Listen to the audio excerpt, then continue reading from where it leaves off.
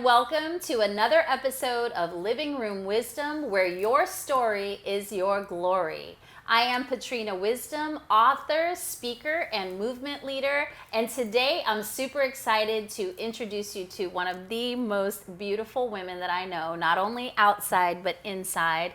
She's like a daughter to me, and just doing some really amazing things. Just an amazing person that I feel like will really inspire you, and you'll be able to learn a lot from her today. So let me introduce my guest. This is Miss Ashley Piper.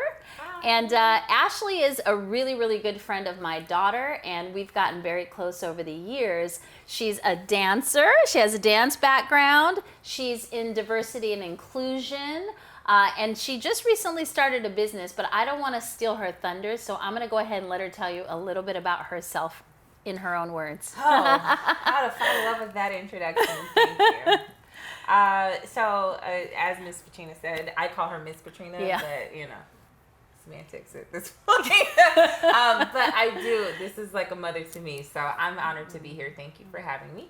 And so, as she mentioned, a diversity and inclusion leader within corporate America here in San Diego, California, as well as CEO and just the brain power behind a brand new business for event curation, for specifically focusing on wedding proposals and engagement dinners and engagement celebrations, as well as military homecomings. And San Diego has a huge market for that. And my dance background is another way that I give back to the San Diego community through empowering others. And it's how we met.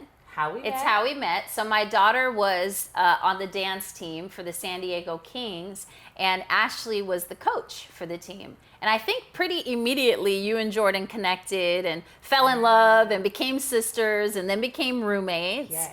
And then through that process, I had an opportunity to really get to know her and just learn what's beyond the beauty, right? So there's so many of us who walk around who have this glow, as you do, and this charisma and this allure, but it's such an honor to be able to get behind that and really learn more about your soul. And what I've learned since knowing you is that you're a very nurturing and supportive, loving, caring woman who just wants to be loved, right? Who just wants to be appreciated, and who absolutely deserves that. So what I want to find out from you, and what I would love to share with the audience today, is what has been your greatest challenge in life? How have you transmuted that, and what have you learned? Woo! Okay. Loaded question. Loaded. Where's the Nerf gun? Exactly. Okay. So, for me, one of the biggest challenges that I've overcome, and the second part of the question? And learned from. Man, like, the thing about me is that I continuously look for opportunities to learn. Right. And I also think because of the dynamic energy that I bring into a space, or the dynamic energy that I bring to a team, or just in my life, I tend to attract challenge. Girl, I know. I've been there. So that's that bright light energy. Ever going. Yes.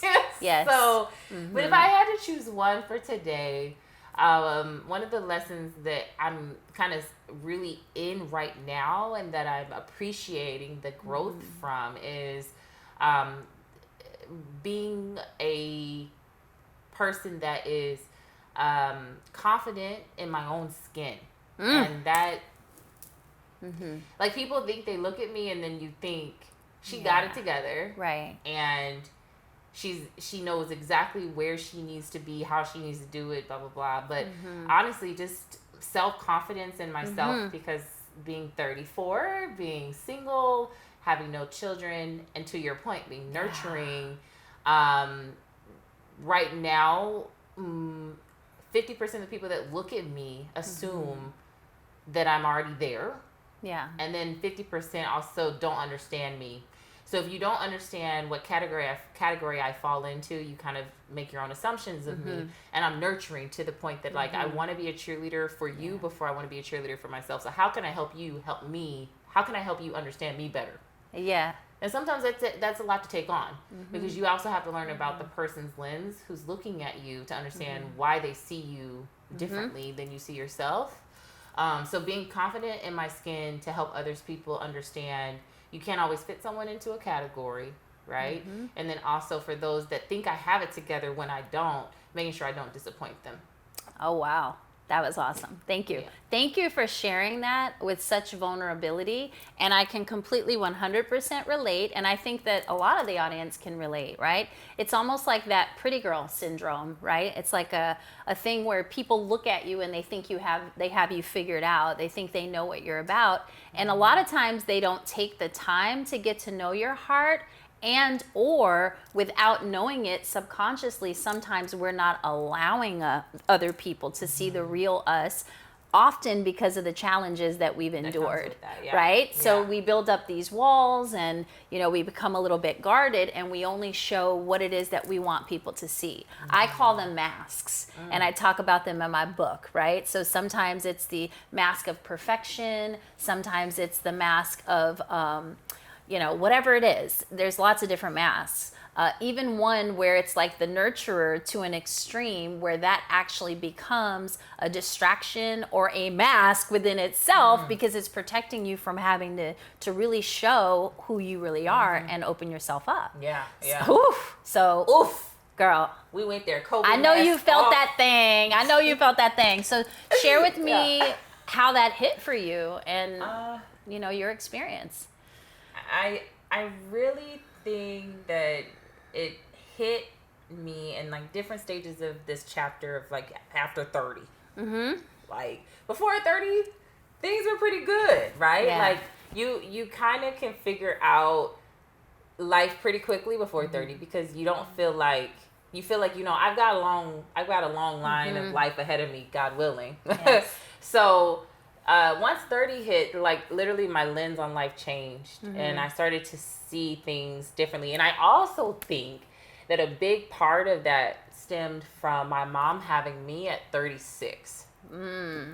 So this whole being confident in my skin, it also stems from society telling me that I'm either behind or I'm ahead. Right? And then also being a Black woman, there's statistics that either tell me that I'm behind or I'm ahead. And so to that end, it hit at 30.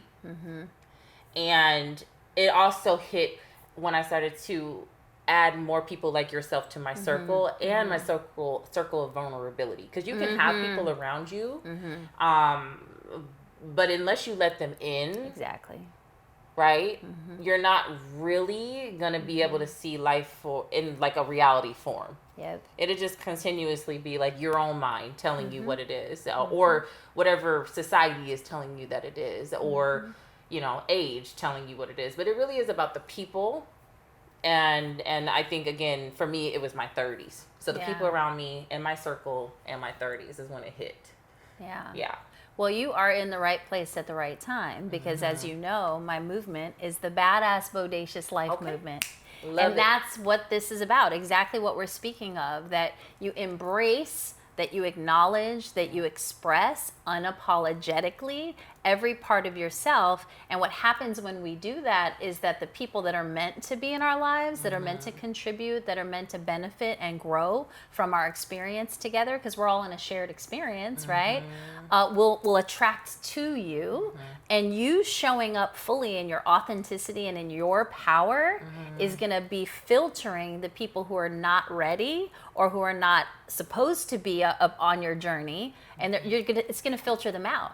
And it's going to hurt because you have a really mushy, sensitive, beautiful heart. Do. Yeah. So sometimes letting go is hard. And it's the biggest gift that we can give ourselves because you have to make room, right? Like we're women, we like shoes, we like clothes, right? We like handbags. But if your closet is only so big and you fill it up with all this shit, then you don't have room for all of the high quality, beautiful pieces that are going to be there for the rest of your life, right? So do you want the counterfeit handbag or do you want the real deal, right? For sure. Exactly. Yeah. So again, this is like the perfect space, the perfect timing for us to be having this conversation.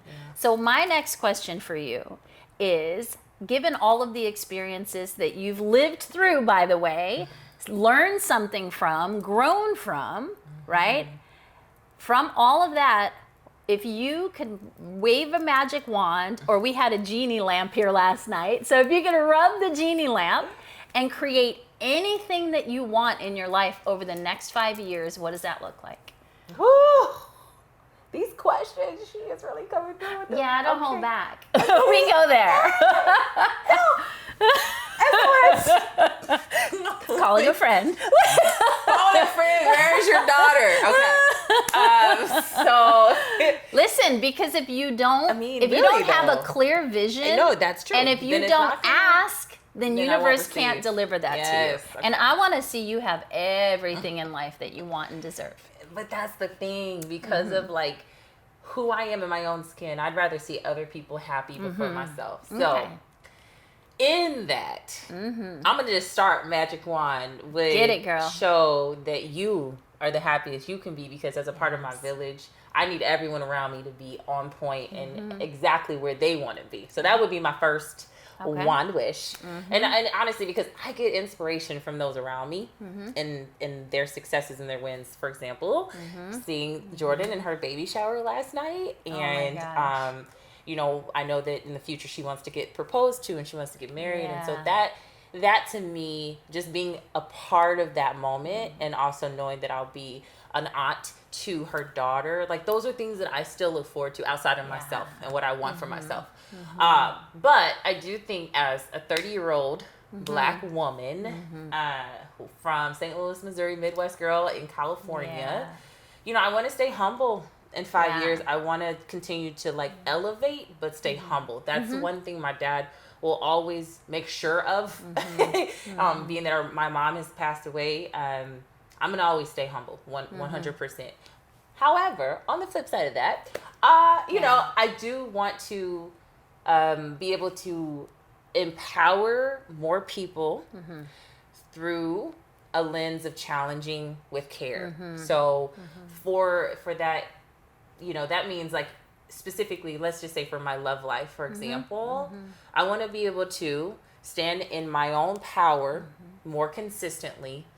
And in the workplace, I want to stand in my own power more consistently. And I do think that whether that's with my CEO of my own business, with corporate America, and like I said, within my personal and love life, standing in my own power in 5 years, being that I know how to communicate eloquently to the people that want, you know, that are close to me, that they receive the message clearly, and also that they receive it in a way that is showing growth within me, right? Because I want people to be inspired by me. So there you go. So I would say, in 5 years, just being extremely authentic and increasing my strength and my own power within myself. And again, learning from other people in my circles, life circumstances and lessons and their growth, and continuing to empower one another. I mean, it's hard because, you know, again, I don't ever think about situations. I don't think about things personally. Right. Because I was about to go. I don't even do vision boards. Yeah. Like, I don't do them. I don't even do a vision board for myself. Yeah. I look at everybody else's vision board and I'm like, how can I add to your vision board? Right. And that's awesome and beautiful and lovely, and you're stuck in a cycle of selflessness. I know. So you don't even have a part in your own movie right now. So we need to write that part into your movie and reframe selfishness. You have probably some conversations going on in your head around selfishness that need to be overwritten like a computer program, right? And change that selfish or selfless to self-full. And the moment you fill yourself up with yourself, not in an arrogant way, then you're going to be even more of a contribution to everyone around you.